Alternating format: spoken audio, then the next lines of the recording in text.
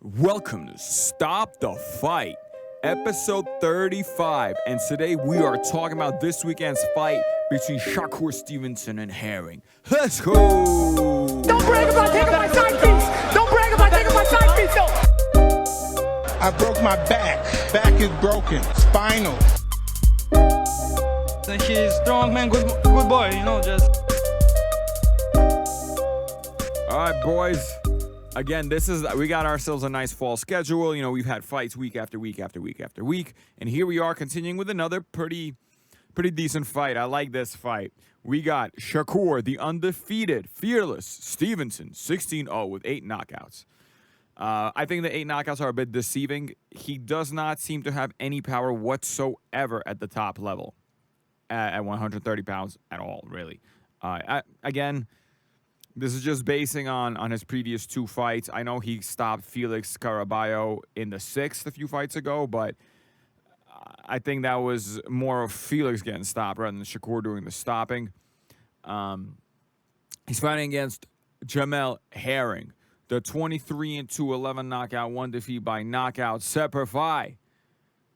Jamel Herring. He's obviously a former Marine, of course, if you didn't know that. And they are now fighting for Herring's 130-pound WBO World Super Featherweight title. Now, how did he win? How did he get that title? How did he win it? How did he come about it? Well, he actually beat Carl Frampton. He sent Carl Frampton to retirement. Yes, sir. I mean, I'm assuming Carl Frampton. Carl Frampton says he's retired, but sometimes you never know. But the Jackal seems he's the kind of guy who's going to be true to his word and stay retired. Here he is against Shakur Stevenson. Now, off the top of our head, we know that both guys are southpaws. It's easy to say, oh, Shakur Stevenson is going to walk through him. And I do believe Shakur Stevenson will win this fight. But just saying so is uninteresting because there are many more dimensions to this. First of all, I'm going to be rooting for Herring. Another against Shakur Stevenson.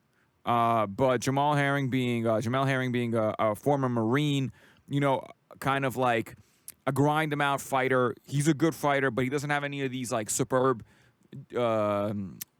talents that you're born with. He worked for everything he has. He worked for in the boxing ring and out. It seems like So he's a super nice guy on Twitter. So for me, Jamel Herring, I'm just going to be rooting for him.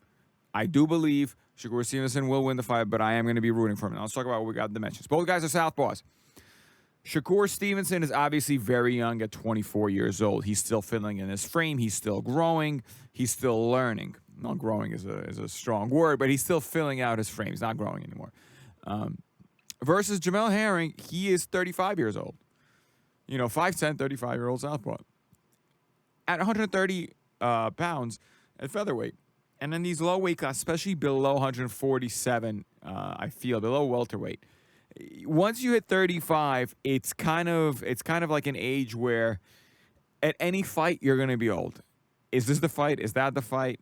It's just the nature of the speed that you see at 130, 126, 135 pounds, and the nature of the contest. Now, a lot of these guys will throw a lot of leather. You'll have a lot of punches, so it's very exhausting fights. You do have KO artists, of course, at 130 pounds and below. Obviously, Gervonta Davis and stuff started out at 130 pounds.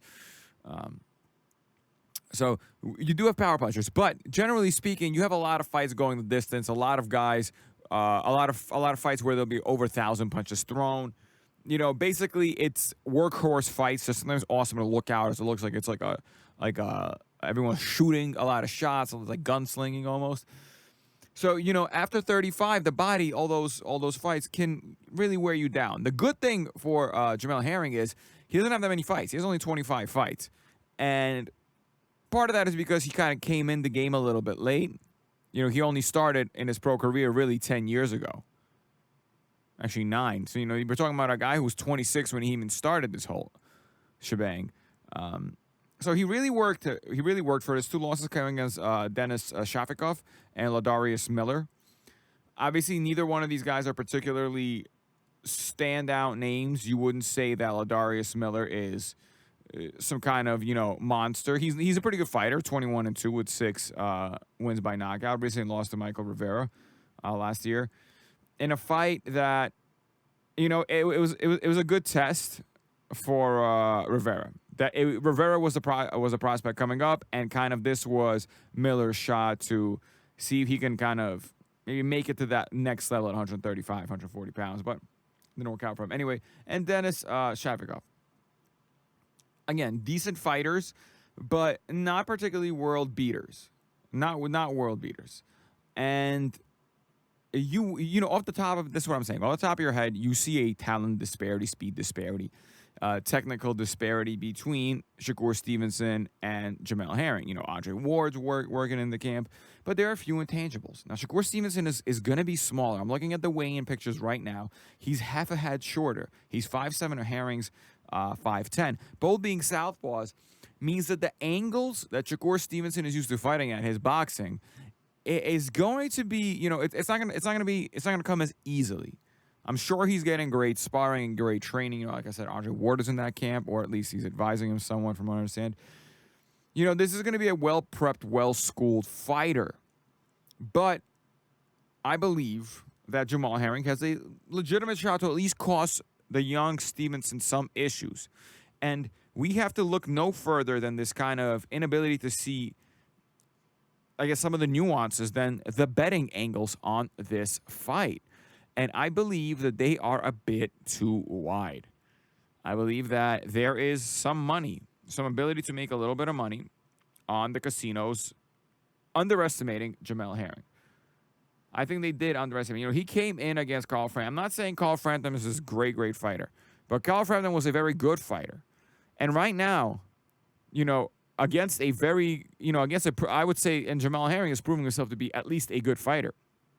You're starting to see Jamal Herring go at plus 500 to minus 700 for Shakur Stevenson. I think that's actually a little bit closer than it was. I think it was even wider before. But nonetheless, this is a little bit too wide.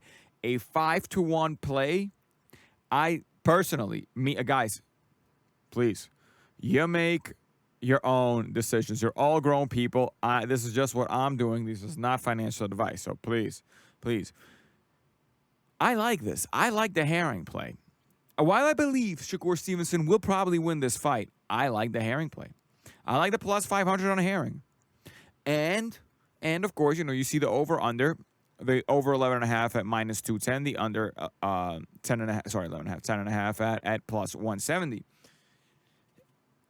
You know, in the lead up to this fight, Herring has said that Nakatilla, who I also put a little bit of money on against Stevenson, simply because you have to test with some of this stuff. Herring says he sees something in that fight. He sees something that can hit Shakur Stevenson. Shakur Stevenson doesn't like getting hit. You know, to be frank, nobody likes getting hit. I don't know if he really sees something or he's just trying to show some confidence. But I kind of like that he's letting, I think he's maybe letting us know that he may not try and box. He may try and fight. And I think the Carl Frampton fight is giving us a little bit of this kind of over-eager type of, not over-eager, maybe a slight bit of overconfidence on Jamel Herring's part. Again, I like this. I think this is great. He's going to be the bigger, stronger guy here.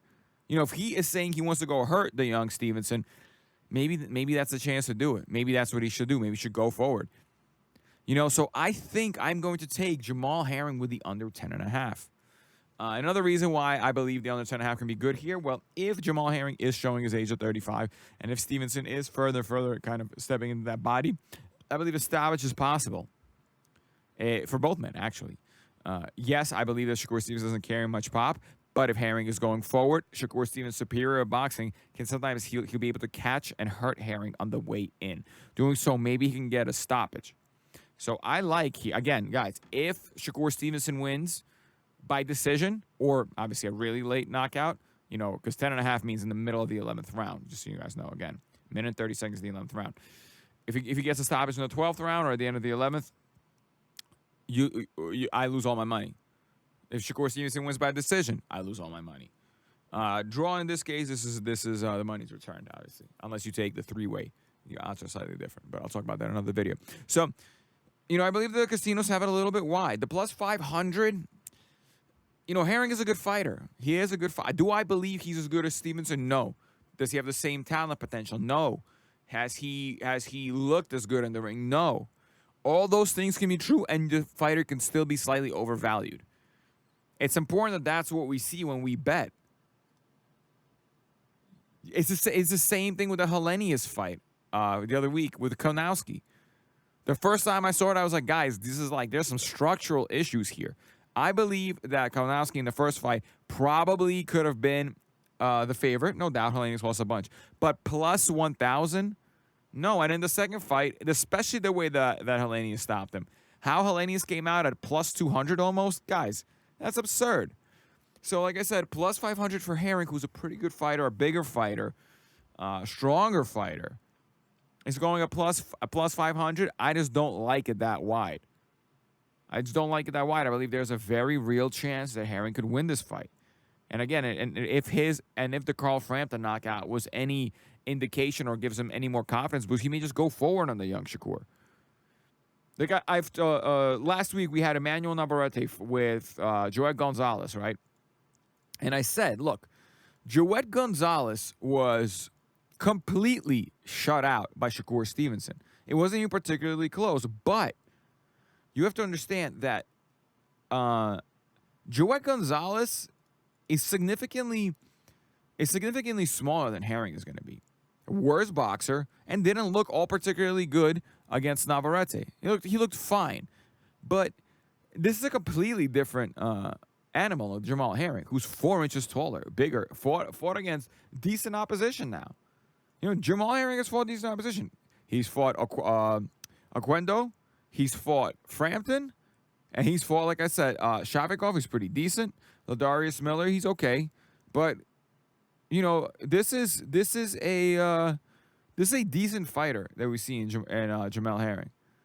And I believe plus 500 doesn't do him justice. If this was maybe down like plus 200, plus 220, I would say, you know what, I'm just going to sit this one out. Maybe I'll take the under to see what's up. But plus 500, like I said, guys, we bet on value. We bet on predictable outcomes. Does a significantly smaller Shakur Stevenson really beat Herring, you know, 5 times out of 6? I don't know. We're going to find out. So that's going to be my kind of little take on this fight. That's what I'm doing. Again, recently I've been kind of all over the place. Had some really good nights, had some quite poor nights. Again, this is, of course, gambling. I'm obviously not trying to just pick a winner of a fight. I'm trying to find value. Picking winners, you know, most of the time you're going to win, but it does nothing for you. There's no money in it. There's no money in it, guys. You have to try and outsmart the casino every which way you can. Anyway, so let's talk about something else here. Let's move on. I want to talk about Mikey again some more because obviously this is big news, and we're going to talk about, I mentioned it last time, does Mikey still want to fight? And what has Mikey done in the past 7 years? In the past 6 years or 7 years? He's had only like 7 fights. About a fight a year, took 2 years off at one point. The question remains, does he want to do this? Does he even care? You know, he recently said, oh, it's no big deal. It's not the end of the world. Guy, you were kind of embarrassed by literally who club fighter from Spain. Nobody's ever heard of them. This is like if Danny Garcia lost to Rob Salka. It would have been, this was the biggest upset of the year, guys. It's no big deal. It's not the end. It's not the end of the world, but it is absolutely quite a big deal. At least a big deal for your career, Mikey. Mikey, what do? I think you are undersized. Well, I was speaking to Mikey. I believe, speaking to the fans, I don't want to speak to Mikey. You know, who am I to speak to Mikey? This is some guy doing a podcast. I'm speaking to the fans who are listening. You know, what is Mikey going to do? You know, if this is the kind of attitude he has. He looked lethargic in the fight. He looked basic in the fight, throwing only 1-2, a lot of straight shots. Couldn't keep Sandor Martin on the ropes. And every time he did get him on the ropes, Sandor would counter with that check hook and move out, often catching Mikey. Mikey's face looked more beat up than Martin Sandor's. Sandor Martin's, sorry. So, he's got to figure out what he wants to do. You can't do boxing half-assed. You're just gonna get hurt. And this actually this is a chain reaction. This affects Spence. Unfortunately, that's the way things work in this game. is going to affect Spence. The hype from Spence, the monster hype from Spence, comes from his shutout over Mikey. Well, to be frank, Sandor Martin probably beat Mikey just as bad, if not worse, than Spence. Spence shut him out, but Sandor Martin really hit Mikey very, very, very cleanly. Mikey was just in like a shell against Spence the entire time. Couldn't quite get off. The other guy was a little bit bigger, a little bit stronger, kept him on the outside. This is not what happened. There were many points where Sandor Martin was completely outboxing and landing big, very clean shots on Mikey in the way that Spence wasn't. So if that's why we're kind of putting Spence in the pound-for-pound discussion in the top echelon of the sport, then do we have to reevaluate that? If Mikey hasn't been Mikey in 6-7 years. He really hasn't. He really, really hasn't. He's looking pudgy up there. There were talks about Lomachenko. All this stuff. I mean, this is all kind of falling to the wayside because is Mikey going to take the fight seriously? I don't know. Again, guys, by the way, the White fight against Otto Wallin is off because he's injured. But it looks like, or is it postponed? But I think there was a little bit of shenanigans going on. Again, I have to read a little bit more into this. But something's a little bit weird with that. Recently in some other news, Robert Garcia, Mikey Garcia's trainer and brother, I think, right, was saying that he thinks Joshua's actually the most skilled heavyweight fighter. Much more skilled than Tyson Fury. I believe there's a little bit of something to that in terms of he's very composed. I think Tyson Fury gets a little bit overrated because he's just twitching a lot and sneaking around. But that didn't work on Wallin, who just came up and fought a textbook fight. I believe a younger Klitschko probably would not have, remember, guys, it was if you watch that fight, it was a horrendous fight, but a younger Klitschko was a little bit faster. I think absolutely could have caught him. I do believe there is a little bit of, Anthony Joshua is being underrated 100%. Losing to Usyk is one thing, and, you guys, everyone is just like, he's already lost to Usyk.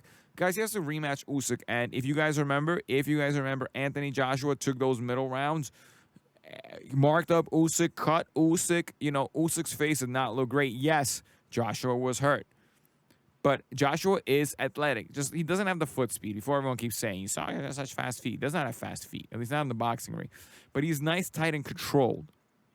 So I kind of see what Robert Garcia is saying.